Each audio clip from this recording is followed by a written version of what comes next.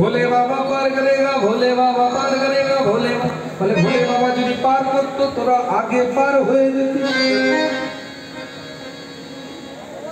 শুধু বাঁকে করে নিচ্ছে আর একটাই নাম ভোলে বাবা পার করেগা। মা শুধু যদি প্রতিদিন কাউকে জল ঢেলে স্নান করায় কেমন লাগবে?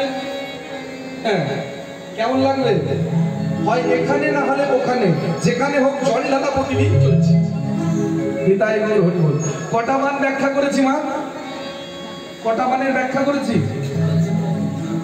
একটা ব্রহ্মদেবকে মেরেছিল যে কারণে সন্ধ্যা প্রদীপ হলো, আর একটা চন্দ্রদেবকে মেরেছে যে কারণে শিবরাত্রি হলো, তাই তো?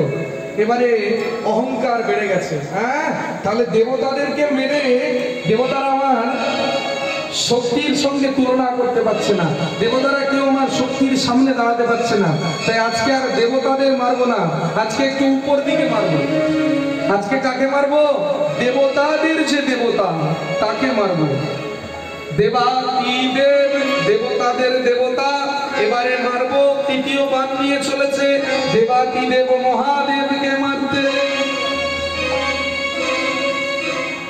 আর যেই না মহাদেবকে মারতে যাওয়া, মহাদেব দূর থেকে দেখতে পাচ্ছেন যে মদন আসছে।